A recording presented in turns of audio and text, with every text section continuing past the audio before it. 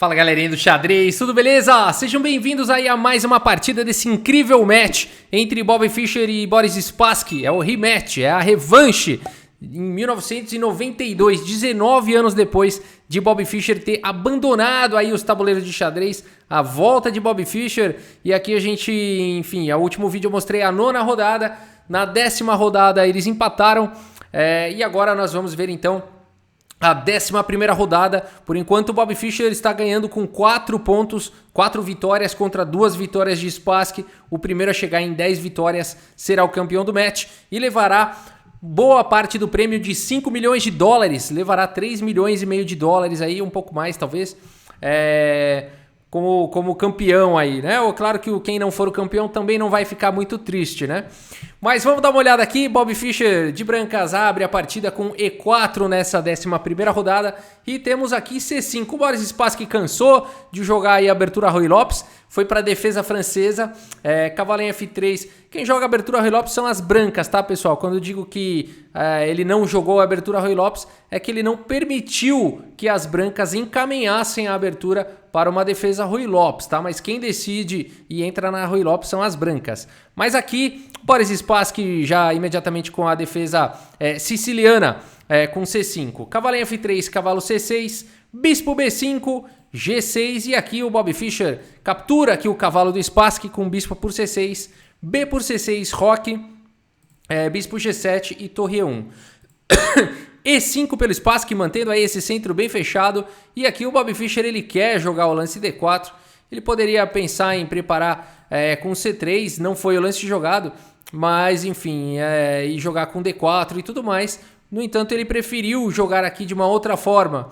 Como jogar D4? Primeiro B4, então aqui um lance bem do estilo de Bobby Fischer, depois de C por B4, A3. Então aqui o Bobby Fischer entregou um peão para buscar uma iniciativa. C5, A por B4, C por B4 e olha só, o Bobby Fischer então desviou o peão de C5 e agora finalmente ele joga D4. Legal. E por D4 e agora bispo B2. O Bobby Fischer está com 2 peões a menos temporariamente, porque esse peão já está caindo e, enfim, o peão de B4 também está fraco, mas o ponto todo é que essa estrutura aqui de peões realmente que vai resultar das negras é bem deficiente. D6 foi jogado, cavalo por D4, dama D7 e agora cavalo D2, desenvolvendo aí a última peça menor. Bispo B7 pelo Spassky e agora cavalo C4. Vejam que o Bobby Fischer entregou, né, um peão aí na abertura, tá com um peão a menos, mas tá com uma vantagem em desenvolvimento, já deu roque, já tá com as peças bastante ativas, e o Spassky aqui tá com o rei no centro ainda, a partida segue com o cavalo em H6. E agora, se você quiser dar pausa e tentar encontrar um bom lance aqui, o lance do Bobby Fischer, vale a pena, a posição é muito bonita já. Logo de cara aqui no lance 14 a gente já tem uma partida bem interessante e eu espero que você tenha encontrado aqui o lance do Fischer, o lance cavalo em F5, olha que beleza, né? Esse lance aqui, ele faz várias coisas, ele descobre um ataque da dama aqui em D6, tem 3 peças atacando em D6, existe uma ameaça de bispo capturando bispo, que é um ataque descoberto, né? Então esse lance ele também descobre o ataque do bispo, descobre o ataque da dama, muito boa posição e aqui não há outro lance para as pretas jogarem senão bispo por B2. Qualquer outro lance, as pretas ficam perdidas, né? Por exemplo, se aqui tivesse capturado o cavalo, simplesmente bispo por G7, atacando aqui a torre e o cavalo ao mesmo tempo, né? Então aqui as brancas ganham material. Portanto, a partida seguiu com bispo por B2 e agora o Bobby Fischer não tem pressa de recuperar essa peça e segue com o cavalo de C por D6, cheque. Olha que beleza, né? Então o cavalo que poderia capturar o bispo não vai mais. Realmente aqui foi para cima o Bobby Fischer, cavalo de C por D6, rei em F8 e agora tá caindo esse carinha aqui, né? Cavalo por H6, recuperando a peça. Mas a beleza toda é porque o Bobby Fischer agora continua entregando o material aí. Agora tá entregando a torre. O Boris Spassky prefere continuar aqui com o lance F6, fechando essa diagonal. E aqui, na verdade, se ele tivesse capturado, não foi o lance jogado a torre, a dama então capturaria a torre e depois de dama por D6 você fala, ué, o Bobby Fischer tá com uma torre a menos aí, mas na verdade não, porque tá caindo aqui agora, né, em H8, então seguiria com dama por H8, cheque, rei E7 e dama por H7. Seria uma possível continuação. As brancas estão ligeiramente melhores, estão atacando aqui em F7, as pretas teriam que defender com torre F8. E depois de, por exemplo, dama G7, A5, avançando com esse peão passado aqui na coluna A e H4, a gente teria um jogo bem interessante, com provavelmente vantagem aqui para as brancas por conta do rei exposto aqui do Boris Spassky. Por isso que o Spassky preferiu aqui não ir para essas loucuras e jogou simplesmente o lance F6. A partida seguiu com cavalo de D em F7, olha só que beleza. Agora atacando aqui a torre, fazendo um ataque descoberto aqui na dama. A partida seguiu com dama por D1 e agora a torre que estava atacada vem para segurança com torre de A aqui em D1. Legal, o Bob Fischer já recuperou o material, tá com a quantidade igual aí de peões, mas o rei do Spassky tá aí em tiroteio, né? A partida segue com rei E7, conectando as torres, e agora vejam que nessa posição a torre não tem casa, né? Não tem para onde ir essa torre aí, então muito legal essa sequência do Fischer. Rei E7, cavalo por H8, torre por H8, o Bob Fischer tá com um material a mais, e agora o que jogar nessa posição, né? Aqui Bob Fischer sendo Bob Fischer, ele vai para o melhor lance da posição aqui. Porque a gente poderia pensar aqui em não foi jogado num lance como cavalo G4, talvez tentando colocar aí o cavalo em jogo, mas aqui viria bispo C3 e essa posição aí seria muito incômoda. Depois de, por exemplo, torre E3 viria torre D8 e depois de torre aqui por D8, rei por D8. Cara, essa posição ela é bem equilibrada, na verdade, apesar da gente falar que aqui as brancas têm uma torre, né? Mas esse par de bispos aqui é muito forte. As brancas poderiam continuar aqui com torre D3, por exemplo, rei E7. A gente tem uma partida muito equilibrada, as pretas têm um perigosíssimo peão passado, teriam nessa variante, né? Um perigosíssimo peão passado. Então é difícil de achar um lance nessa posição. Cavalo G4 dá muito jogo para as negras, dá muito contra-jogo. E aqui então o Bob Fischer faz um lance muito bonito. Cavalo em F5, cheque, olha só, um lance mais ativo. A partida é difícil você recusar esse cavalo suculento, porque ele está vindo aqui para D6, protegido pela torre, e vai fazer um estrago na posição. Portanto, a partida seguiu com G por F5 e por F5 cheque. E olha só a beleza aí de toda essa posição, né? Aqui a partida seguiu com bispo em E5, mas vamos olhar que outras opções existem. Rei F7, será que que aconteceria aqui? Aqui simplesmente torre D7, né? Capturando peça na sequência e cortando o rei. Seria uma posição vencedora aí para as brancas, né? E se jogasse rei em F8? Bom, aí também viria torre D8 aqui. E depois de rei G7 tentando proteger a torre em E7 aqui, cheque. E aí o estrago estaria feito, né? Rei H6 e torre por H8.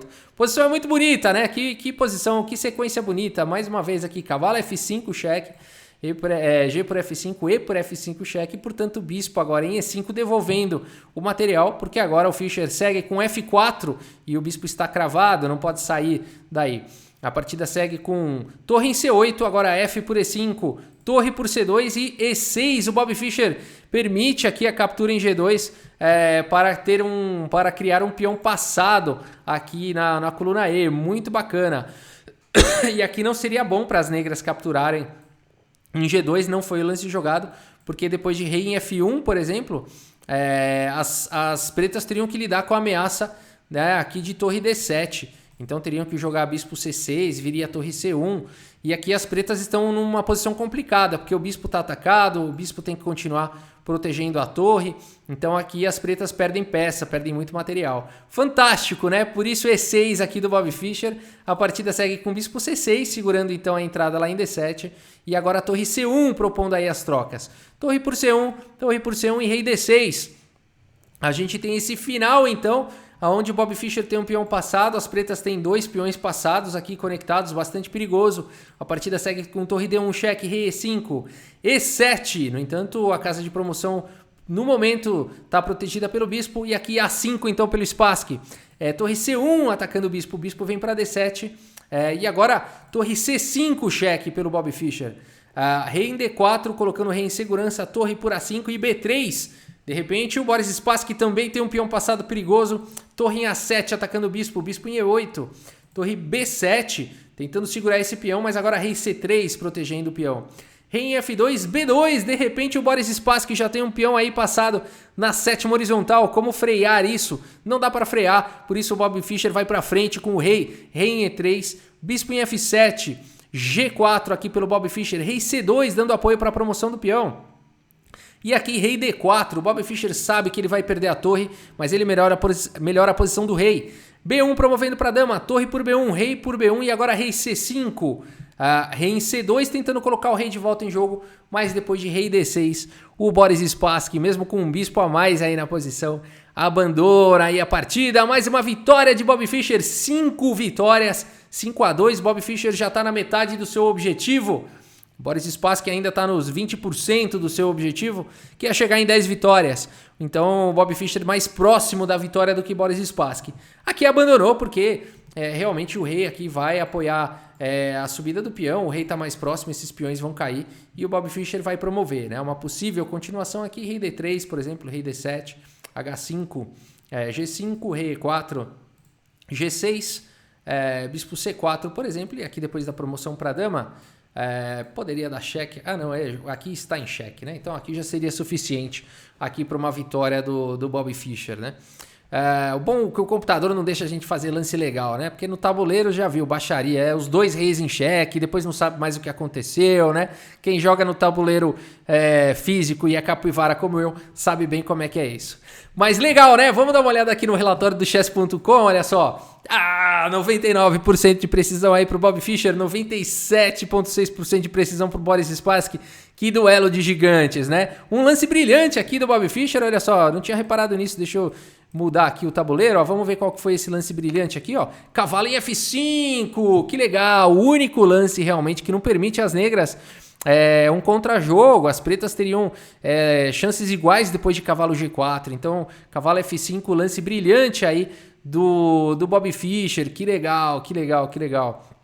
Vamos voltar lá no relatório, opa, tá aqui. Então é isso, um lance brilhante aí pro Bob Fischer, 28 dos lances do Bob foram os melhores contra 25 do Spassky, 2 lances excelentes pro Bob, 5 bons aí pro Spassky, 6 lances de livro. O Bob Fischer fez questão de sair dos livros de abertura logo no início da partida. 2 imprecisões e 2 erros pro Bob, 3 imprecisões e 2 erros aí pro Spassky, né? No entanto, esses erros considerados aí pelo Bob Fischer foram em momentos que ele já estava muito melhor, né? Então fez apenas com que a vantagem diminuísse. A gente vê que o pico ele cai um pouquinho, depois ele cai de novo, né? Foram os erros, mas em nenhum momento o Bob Fischer ficou pior nessa partida, né? E vamos ver onde é que o Spassky perdeu a mão, então. Aqui, na verdade, foi bem antes dessa posição. Aqui, enfim, onde foi? Depois de que cavalo em F5, bispo por B2. Não, estava tudo certo. Foi antes, eu acho. Foi antes. B4, C por B4, A3. Em que momento que foi? Vamos olhar aqui no relatório, fica mais fácil. Vou desligar aqui a análise, clicar aqui no relatório. 2 erros aqui do...